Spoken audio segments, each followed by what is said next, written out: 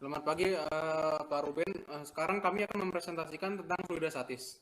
Anggota kami ada Firman, Claudius, Gary, Jeremy, Thomas, dan Albert. Apa itu fluida statis? Fluida adalah segala jenis zat yang dapat mengalir dalam wujud gas ataupun cair. Dan statis sendiri berarti diam atau tidak bergerak. Jadi, fluida statis merupakan ilmu yang mempelajari tentang zat alir yang diam dan tidak bergerak. Lanjut.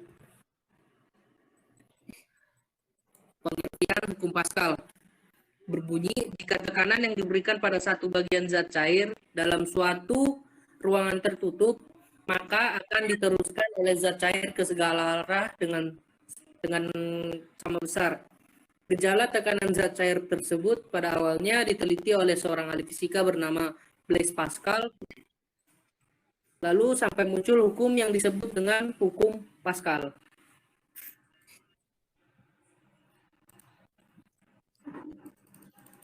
Rumus hukum Pascal. Pernyataan hukum Pascal dapat dijelaskan dengan meneliti perilaku zat cair di dalam suatu bejana berhubungan jika pada pengisap 1 diberi gaya tekanan F1, maka tekanan yang dapat akan diteruskan ke pengisap 2 dengan sama besar. Dengan dasar rumus di atas, gaya F2 dipengaruhi oleh masing-masing permukaan bejana. Dengan demikian, jika permukaan bejana lebih besar, maka gaya yang didapatkan juga akan lebih besar. Rumusnya itu P1 sama dengan P2, yaitu jika dijabarkan lebih lagi F1 per A1 sama dengan F2 per A2.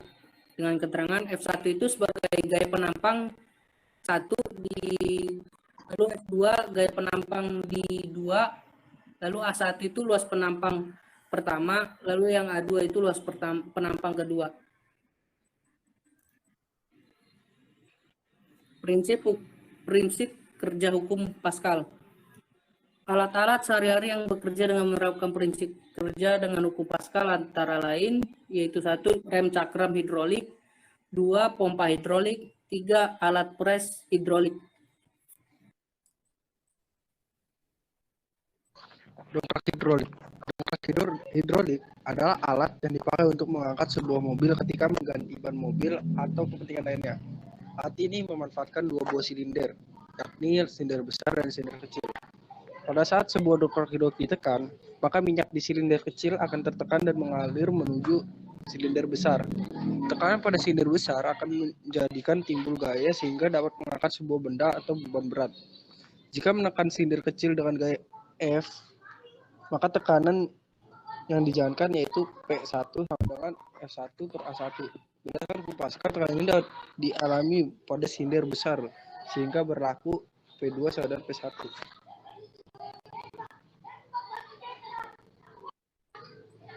Berikut ini contoh soal hukum Pascal.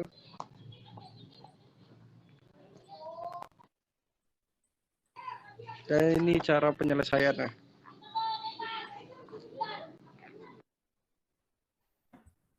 Pengertian dari hukum Archimedes. Hukum Archimedes adalah hukum yang menyatakan setiap benda yang tercelup baik keseluruhan maupun sebagian dalam fluida akan menerima dorongan gaya ke atas atau gaya apung.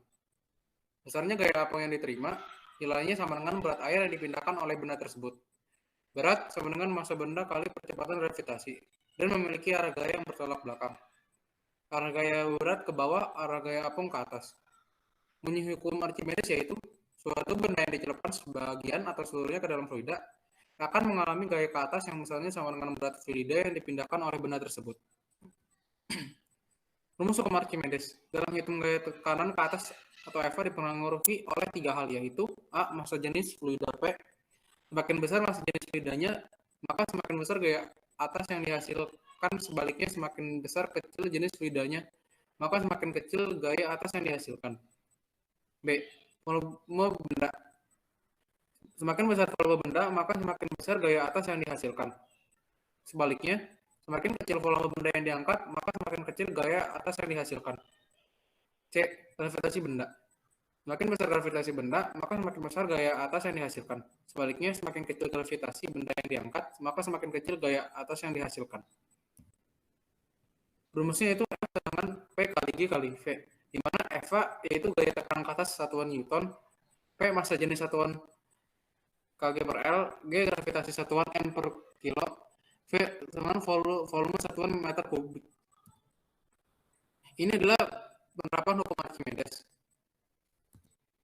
Dan ini juga contoh soal dari penerapan hukum Archimedes. Adesi dan kohesi. Kohesi adalah gaya tarik menarik antara partikel-partikel sejenis. Kohesi dipengaruhi oleh kerapatan dan jarak antar partikel dalam zat. Adesi adalah gaya tarik menarik antara partikel-partikel yang tidak sejenis.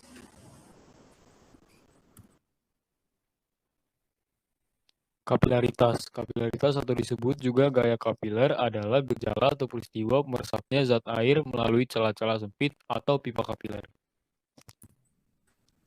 Gejala kapilaritas. Kapilaritas adalah fenomena naiknya turun permukaan zat cair melalui kapiler. Fenomena ini dapat diamati melalui pipa kapiler. Jika pipa kapiler dimasukkan ke dalam tabung yang berisi air, permukaan air di dalam pipa kapiler akan naik. Jika pipa kapiler dimasukkan ke dalam tabung yang berisi air raksa, permukaan raksa di dalam tabung akan turun. Hasil percobaan tersebut sekaligus menunjukkan bahwa fenomena kapilaritas disebabkan oleh adanya gaya kohesi dari tegangan permukaan dan gaya adesi antara zat cair dengan dinding kapiler. Berikut adalah rumus kapilaritas.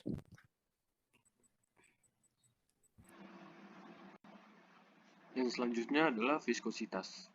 Apa itu viskositas? Viskositas sendiri adalah kekentalan fluida yang menyatakan besar kecilnya gesekan di dalam fluida. Suatu benda jika dimasukkan atau dijatuhkan dalam suatu cairan pada suatu saat akan mempunyai kecepatan konstan. Untuk rumus-rumus di dalam viskositas adalah sebagai berikut. Berikut adalah contoh soal dari viskositas. 1. Sebuah bola besi yang berjari-jari 0,2 cm dengan rho B sama dengan 5.000 kg per meter kubik dijatuhkan ke dalam sebuah drum yang berisi minyak. Jika koefisien viskositas minyak N sama dengan 11 dikali 10 pangkat min 2 kg per milisecond, maka hitunglah kecepatan terminalnya. Untuk penyelesaiannya di sini diketahui R sama dengan 0,2 cm yang dikonversikan menjadi meter dan menjadi 2 dikali 10 pangkat min 3 meter. Untuk rho F-nya sendiri adalah 900 kg per meter kubik. Rho B sama dengan 5000 kg per meter kubik dan N sama dengan 11 dikali 10 pangkat min 2 kg per milisecond. Yang ditanyakan dalam soal ini adalah kecepatan terminal atau VT. Untuk cara menjawabnya memakai cara VT sama dengan 2 dikali R kuadrat dikali G per 9N dikalikan dengan rho B dikurangi rho F. VT sama dengan 2 dikali dalam kurung 2 kali 10 pangkat min 3 tutup kurung pangkat 2 dikali 10 per 9 dikali buka kurung 11 kali 10 pangkat min 2. Lalu dikalikan dengan rho B dikurangi rho F yaitu 5000 kurang 900. Dan didapatkan hasil yaitu VT sama dengan 0,165 meter per second. Contoh viskositas dalam kehidupan sehari-hari. Viskositas dalam kehidupan sehari-hari dapat dijumpai pada hal-hal berikut ini. Nomor 1 ada madu. Viskositas madu bergantung pada jumlah air dan jenis serta jumlah gula yang dikandungnya. Jika konsentrasi air ditingkatkan, madu menjadi kurang kental. Suhu juga mengubah viskositas madu.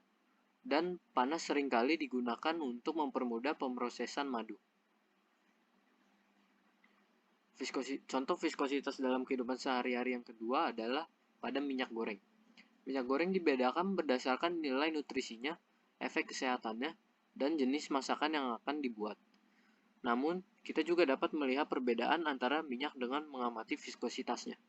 Ini merupakan contoh yang membuktikan bahwa suhu memiliki pengaruh yang kuat terhadap viskositas fluida itu sendiri. Oleh karena itu, viskositas merupakan parameter penting saat memilih minyak goreng. Karena tekstur makanan dapat sangat dipengaruhi oleh perubahan viskositas itu sendiri. Sekian presentasi dari kelompok kami. Terima kasih.